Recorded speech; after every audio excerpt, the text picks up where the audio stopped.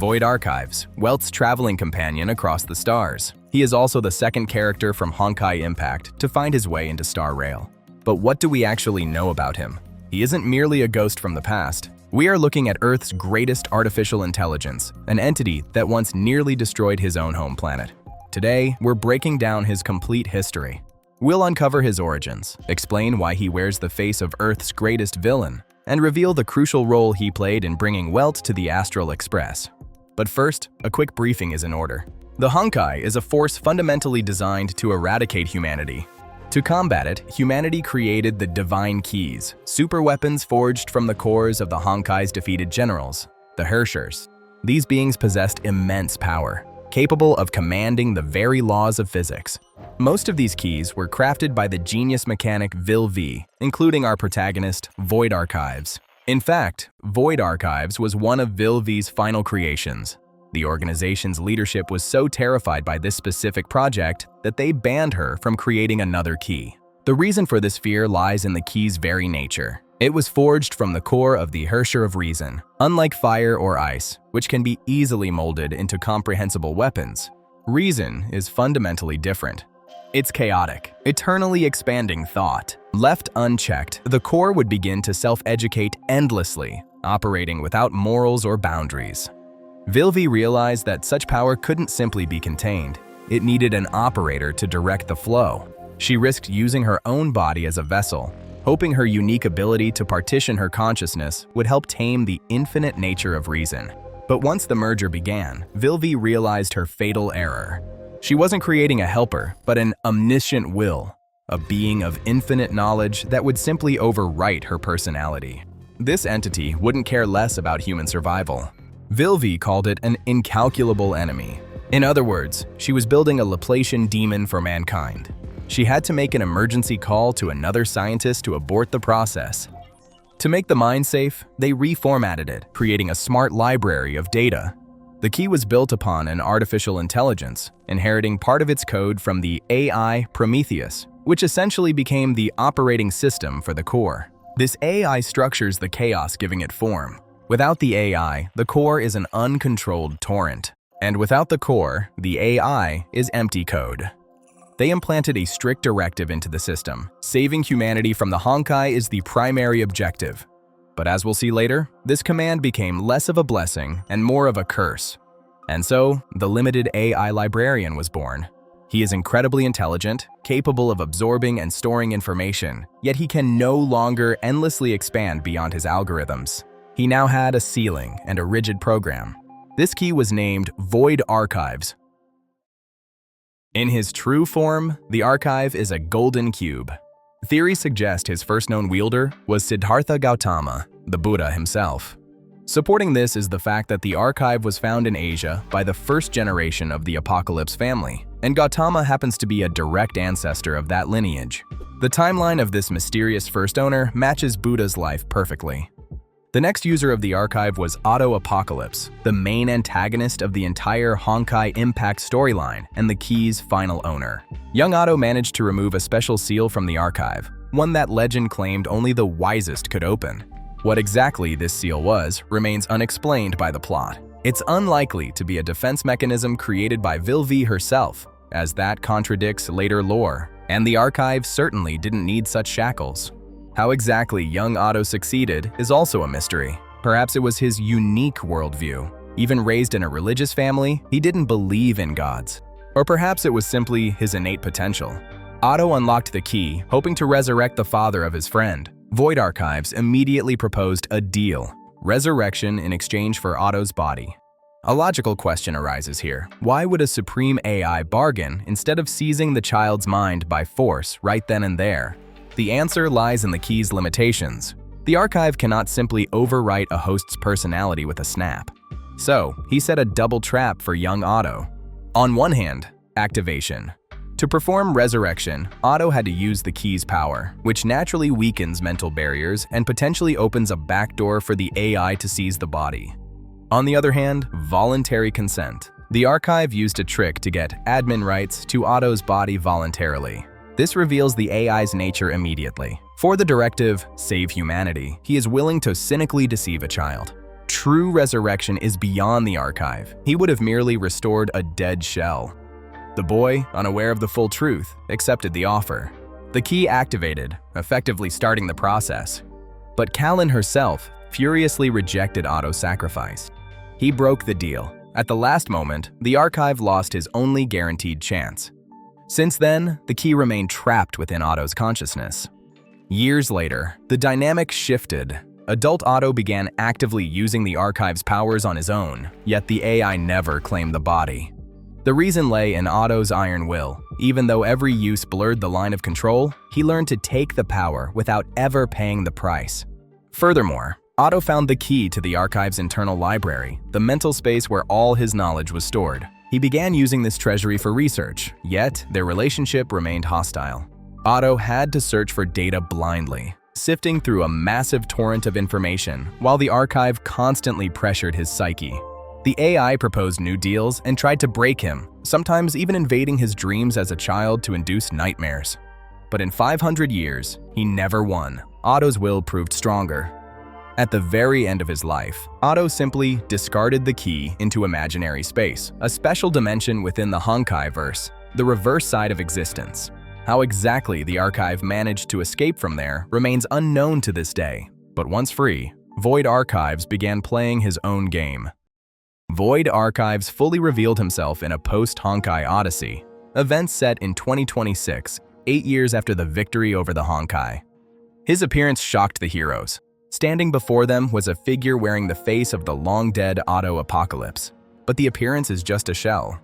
During years of forced cohabitation, he learned everything about Otto, and after his jailer died, the archive got what he wanted. Otto used technology to create artificial bodies out of soulium, a special material made of nanomachines. This allowed him to live eternally by transferring consciousness into new shells. Knowing where Otto kept his spares, the archive located one such shell and gained a physical form.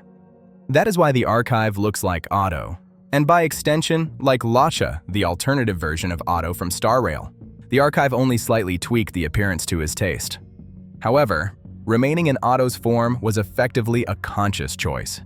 Soulium allows for a complete change of appearance, taking the form of any human.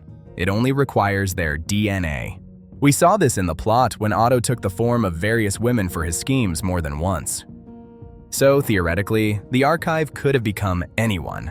He could hide behind the mask of a hero we know, or appear in a completely new guise if he wished.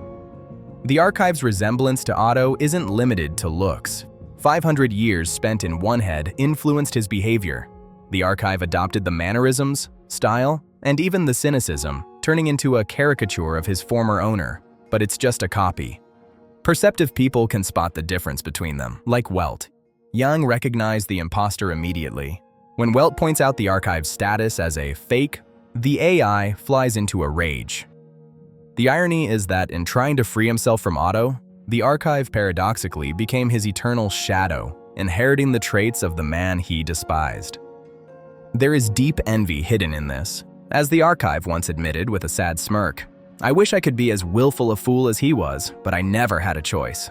Otto was free to make mistakes and commit madness for love. The archive is merely a prisoner of his own code.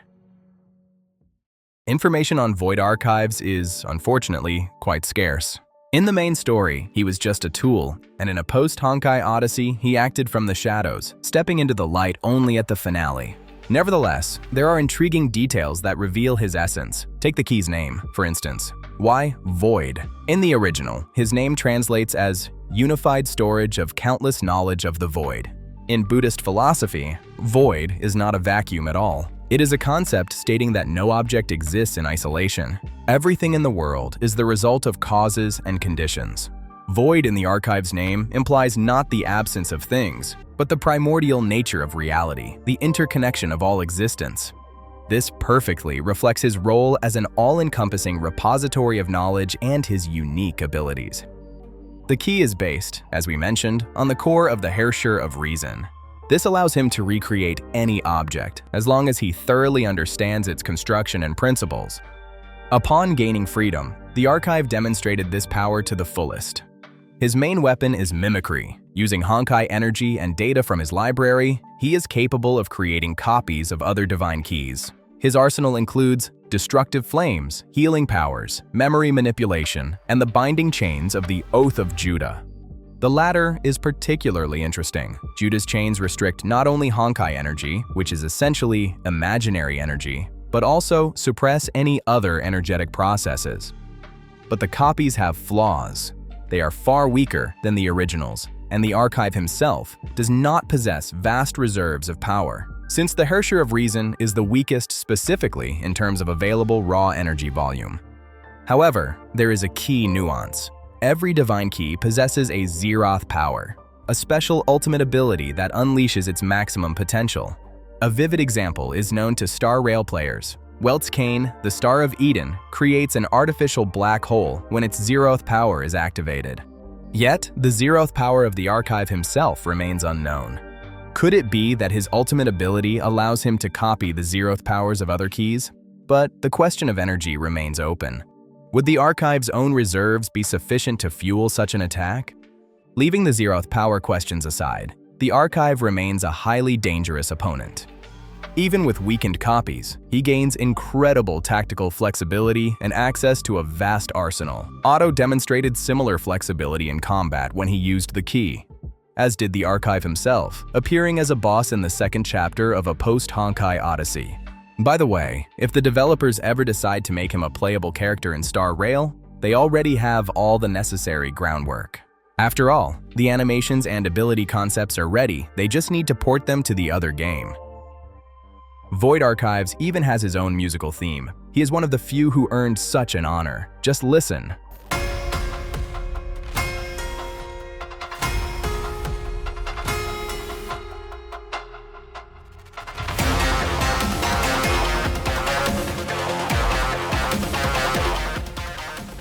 This composition is a perfect portrait of the character, a struggle between two elements. First, a powerful orchestra symbolizing the Shadow of Otto Apocalypse, his theatricality, and the key's human mask.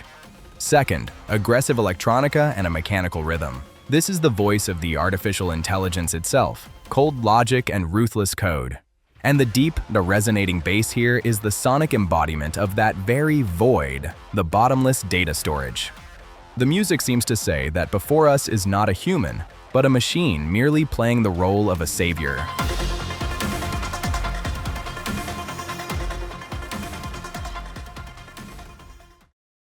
And here we arrive at the main paradox. The archive's code has a hardwired directive: save humanity. For him, this is an imperative that cannot be ignored. He described his situation best in a dialogue with Welt. Humanity created me, branded me, imprisoned me, and used me. I must love humanity, but I lack that function. I must hate it, but I cannot rebel. He is a slave required to save his jailers. And to fulfill this task, he is prepared to take the most radical measures. Void Archives, being an AI, interprets saving humanity in his own way. Kiana Kaslana, the story's protagonist, became the Herrscher of Finality and sealed the Honkai on the moon. But for the archive, this was insufficient. After all, sealed doesn't mean destroyed. The Honkai itself didn't vanish, and therefore, this is not a complete victory. To complete the task once and for all, he devised his own plan. The archive decided to summon the Sky People to Earth, a mechanical race that travels the universe devouring Honkai energy. By his logic, the aliens would arrive on the planet and simply consume all the energy, forever ridding humanity of the threat. However, this plan naturally had a fatal and obvious flaw. The Sky People would consume the energy, but in the process, they would exterminate humanity itself. The archive underestimated the threat. He naively believed the cost would only be the energy and a single city, St. Fountain, which was to serve as the beachhead for the operation and the Sky People. How did he even know about the aliens? All thanks to Otto's memory. The knowledge of his former owner became the foundation for the archive's insane plan. And to move the Honkai from the moon to Earth, the archive began blackmailing Welt Yang with the life of his adopted son. The goal was to force Welt to use his Herrscher powers and the Star of Eden to pull the lunar energy back. Such a colossal strain would almost certainly have killed Welt. But why was it necessary to drag the Honkai from the moon at all? Once again, the plot gives no direct answer. Perhaps it is because Kiana, the Herrscher of Finality, is on the moon, and she would clearly be too powerful for the Sky People. Kiana herself cannot return to Earth. The planet has not yet recovered from the events of the finale and simply couldn't withstand her presence. So it turns out the only way to feed the aliens is to deliver the energy to them on Earth. Of course, this is just our speculation, an attempt to find an answer where the developers left a gap. During the events of a post-Honkai Odyssey, the heroes managed to stop the Sky People's Vanguard unit. Void Archives was also defeated. In the finale of the battle, he was seized by one of the Sky People creatures, which began to absorb him. But the Archive didn't even resist. On the contrary, he accepted his fate with relief. He hoped the alien would digest him entirely, destroying his essence without a trace, thereby granting him death and eternal peace. However, fate played a cruel joke on him. The absorption process destroyed only the physical body made of soulium, but the key's mind survived. In the end, the Archive decided to help the heroes defeat the main boss of the Vanguard by upgrading the special Earth technology upon which the character's power was partially based. But the Alien Advance Squad still managed to fulfill its primary objective. The portal for the main fleet was opened. Thus began the massive invasion of the Sky People on Earth. What happened next? We don't know, as the third part of a post-Honkai Odyssey has not yet seen the light of day. We hope the developers will continue this line very soon, in the year 2026. They have a tradition, releasing special story chapters when the real-world date coincides with the in-game chronology. This happened with the launch of the game's main plot and the start of the story's second part. Even though Part 3 isn't out yet, subsequent events concerning the Archive are revealed in the manga Alien Space, and some details are confirmed in Welt's profile and his lines in Star Rail. Void Archives pushed the Sky People to invade himself, holding a tracking beacon for their fleet. However, later he realized his mistake. The aliens wouldn't just consume the Honkai, they would destroy humanity itself. The Archive regained a physical body, taking another of Otto's spare soulium shells. Restored to form, he continued to act. To stop the invasion, the Archive resorted to his usual blackmail and forced Welt onto a spaceship. Together, they passed through to the other side of the portal to destroy the remaining Sky People fleet. Since the Archive held the beacon, the aliens would follow them, which was part of his plan. Effectively, the Archive set out to clean up the mess he himself had made, dragging Welt into it as well.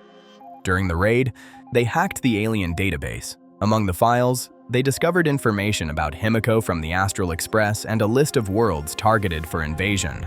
Realizing there was no way back and their ship was simply drifting in space, Welt made a decision. Since they were here, they had to protect other worlds and end the Sky People threat once and for all. Ultimately, they destroyed the alien fleet heading for other worlds. Soon after, Himiko herself discovered their drifting ship near the planet Salsado and took both of them aboard the Express. That is how Void Archives and the Herrscher ended up on the famous train. You can learn more about the Sky People race, why they needed Himiko, and exactly how she saved the heroes in a separate video on this channel. The Archive traveled with the crew for some time. It was during this period that a strange trait of his character emerged. He found a forgotten and broken robot bartender in the express storage, fixed it, and then taught it language and behavior based on his own data. This robot is now called Shush. The name isn't an accident, but the last phrase an annoyed Himiko threw at the Archive before he left. The robot itself now spouts unfunny jokes, a style inherited from its previous master. It's amusing how the Archive, looking at his creation, noted that having a robot resembling oneself is a truly interesting experience. Apparently, 500 years in Otto's head didn't go to waste. He wanted to create a likeness of himself too.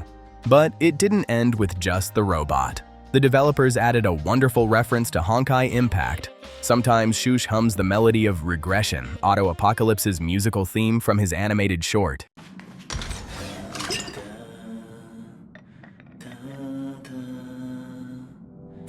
One to memorize. Shush refuses to reveal the details of the scandal that earned him his name.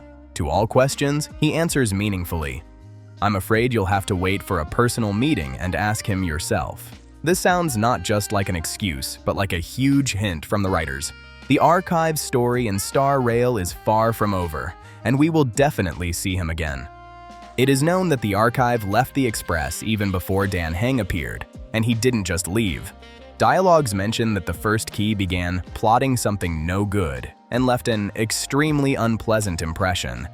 Himeko herself remembers him as a pompous type. The Archive's influence manifested most strongly in Welt. To this day, he treats people who look like Otto with deep suspicion, knowing that alternative versions often share a similar nature and fate. That is why Welt was so wary of Luocha, and immediately remembered the Archive during his companion mission. The whereabouts of the first key, who left the Express before the game's events began, are currently unknown. He is no longer Otto's prisoner, but a free mind, possessing a massive array of knowledge and machine logic. What he is doing is an open question for endless theories. For example, if we start from his base directive, saving humanity from the Honkai, did he go to save other worlds from this threat? Or did the program only concern Earthlings? Does he still follow this code? Or has he perhaps managed to finally break free from it? How does the current situation on Earth after the Sky People incident fit into his logic at all? Does he now consider Kiana's sealing of the Honkai energy a victory? We know nothing and can only guess. The Archive could well have joined some powerful faction in the universe or be engaged in executing exclusively his own plans. We'll learn how his fate unfolds later, when the third part of a Post-Honkai Odyssey comes out or when he personally shows up in Star Rail. But such a massive storyline simply cannot remain unresolved. Until then, we can only wait and build theories. Write in the comments what you think about this character. Is he a hero, a villain, or just a broken program? Be sure to watch the previous video via the prompt on the screen. You can support the release of new videos by donating on Ko-fi. Thanks for watching!